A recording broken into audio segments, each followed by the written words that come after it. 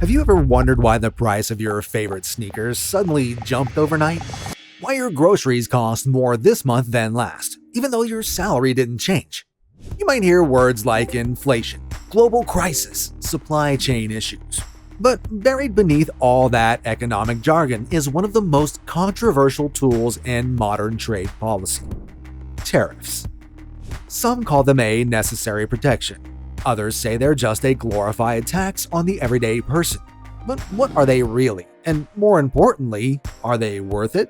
Let's strip it down.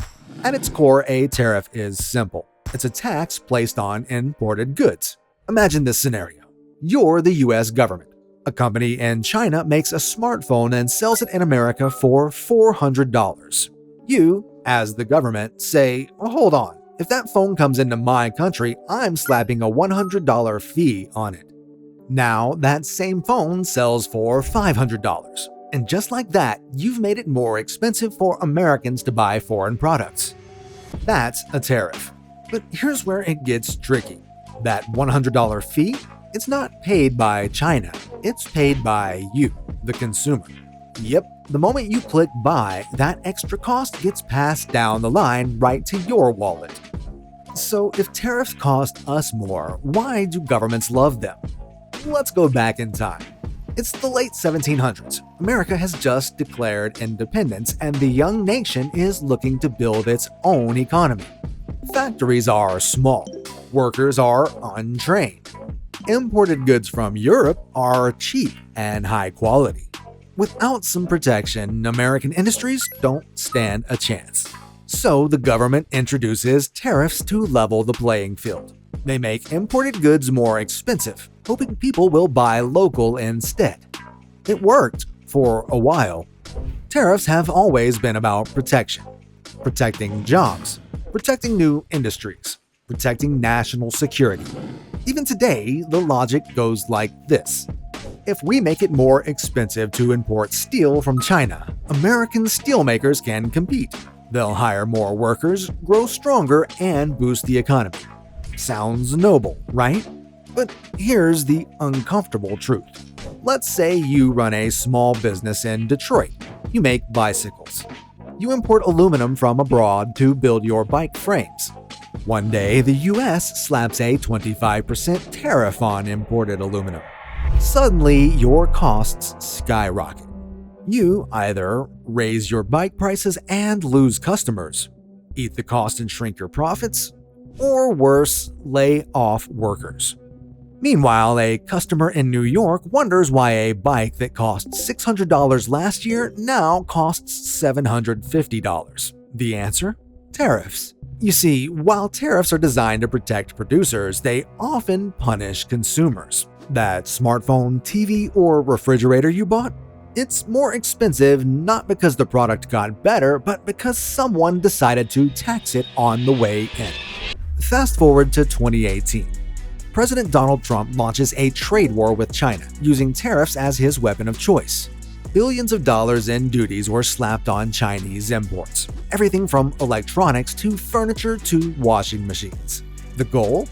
To pressure China into fairer trade practices, reduce the US trade deficit, and bring back manufacturing jobs. And in some ways, it worked briefly. Some companies shifted their supply chains. A few factories came back. The rhetoric was strong. But the fallout? Retail prices surged. Farmers couldn't sell their crops to China. Businesses, especially small ones, struggled to adapt. And China retaliated with its own tariffs. Suddenly, American products like soybeans, bourbon, and cars were facing huge barriers overseas. What started as America First quickly turned into America Pays More. Let's break it down. The winners? Big companies that already produce domestically. Certain labor sectors like steelworkers. Politicians looking tough on foreign nations. The losers? Consumers. Small businesses reliant on global supply chains. Exporters hit with retaliatory tariffs. Basically, most of us. Tariffs can create a short-term boost for a few industries, but over time they tend to raise prices, reduce choices, and stoke international tension.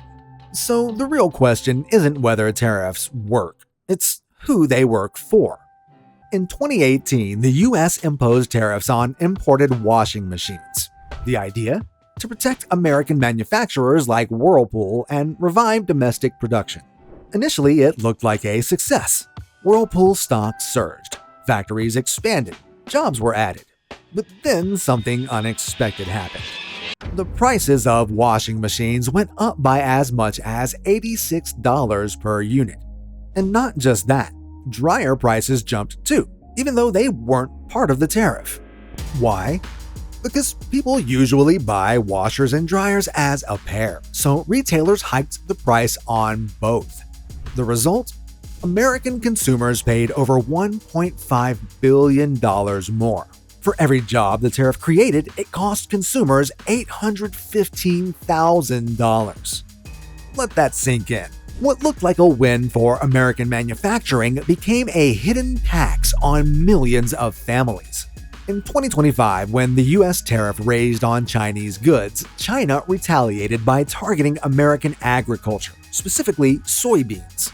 China was the largest buyer of American soybeans, but once the tariffs hit, that demand evaporated. Prices for US soybeans tanked. Thousands of farmers lost their largest customer overnight. Some had to burn their crops or let them rot in silos. To soften the blow, the US government issued billions in subsidies to affected farmers. But here's the twist. That money came from taxpayers. So instead of selling to China, farmers sold to Washington. And you helped foot the bill. This is the irony of tariffs. You're told they punish foreign nations, but often they punish our own people more. Supporters of tariffs argue that there's more at stake than just money. There's security. They say if we rely on other countries for critical products like semiconductors, medical supplies, or steel, we're vulnerable. And they're not wrong. COVID-19 proved just how fragile global supply chains can be. Countries scrambled for masks, test kits, and ventilators, many of which were made abroad. In such cases, tariffs can be used to rebuild domestic capacity, to ensure that in times of crisis, we're not stuck waiting for cargo ships from halfway across the world. So yes, there is a case for using tariffs strategically, especially for national security. But here's the catch. Strategic use is rare. Political use is common. Tariffs often become a tool for scoring points in elections, not solving long-term structural problems. Here's what most people don't see. Tariffs in one country don't stay in that country. Let's say the US imposes a tariff on Chinese solar panels. China, in response, might cut exports of rare earth minerals to the US, minerals needed to make smartphones, batteries, and electric vehicles. Europe, watching the drama unfold, might start building alliances with China instead. Smaller countries caught in the middle like Vietnam or Mexico suddenly face increased demand from companies looking to dodge tariffs. But they're not always equipped to handle the surge. The result? Global supply chain disruptions, political tension, inflation everywhere.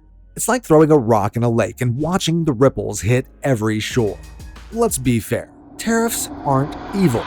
They're a tool. And like any tool, they can build or destroy. When used carefully, tariffs can nurture new industries, reduce reliance on foreign powers, encourage fairer trade agreements. But when used recklessly, out of anger, ego, or for votes, they often raise prices for consumers, hurt small businesses, trigger retaliation, weaken diplomatic relationships. So, are tariffs worth it? Sometimes, but not nearly as often as we're led to believe. Instead of slapping a tariff on every imported good, what else can governments do? Rather than punishing foreign goods, reward local production, tax breaks, research grants, and training programs. They all help industries grow from the inside out.